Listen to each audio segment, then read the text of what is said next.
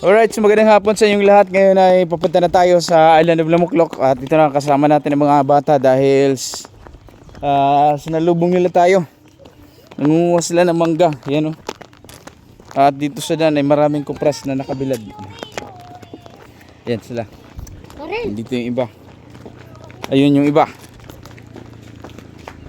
Alright, toy, punta na kayo. Halina kayo.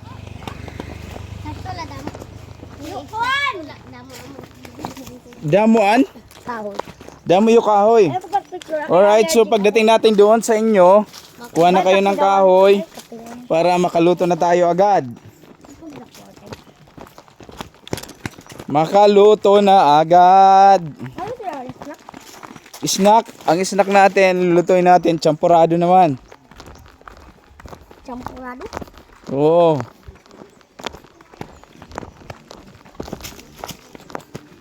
Champurado naman ang ating lulutuin.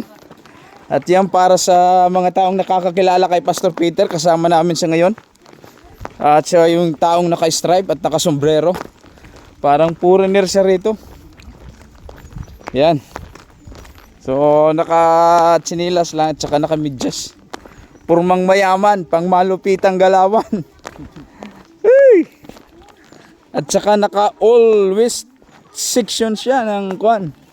Allsection.com. Aywan ko, di ko alam yan. Naka-sombrero siya dahil so far dito hindi naman ganong mainit, malamig-lamig yung hangin. Pero dito ngayon sa amin ang klima nasa kuwang kami 45 Celsius. Oo, ang init. So mainit. Makaka-collapse na ng tao pagka high blood ka. Pwede ka nang mag-collapse dyan dahil mataas na yan. So ang tao pag linalagnat, pag kinukonvulsion, nasa 38 lang. So ano na yun, tumitirik ng mata nun, 38 sa sobrang init ng katawan. So 45 mas mainit. Kaya sabi ko kanina, pag high blood ka, talagang titirik ka dito. Dahil 45 degrees Celsius na ang temperatura ng init dito.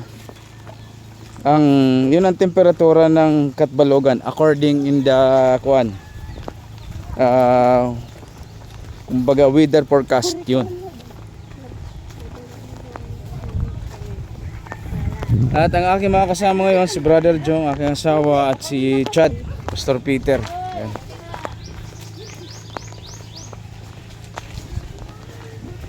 Ito yung mga kasama ko, nasa likod kong mga angels.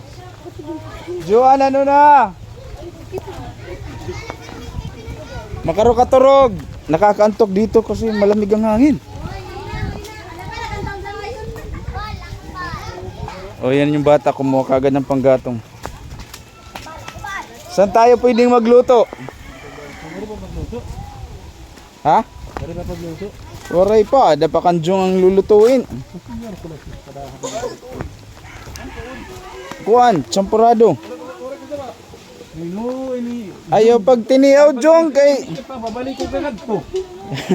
waray mo pa dahil Pastor Peter makita nga mag-isog. Nasabi ko na yung Ginoo ko. Ayan, dito na tayo sa Island of Lamuklok. At mainit dito.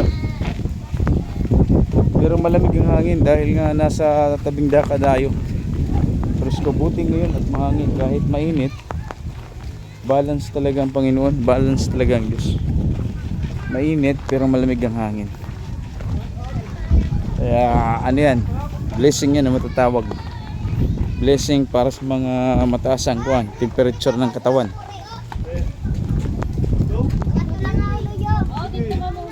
O dinilan mga bata din ni. Dito rabi mga youth. Sige.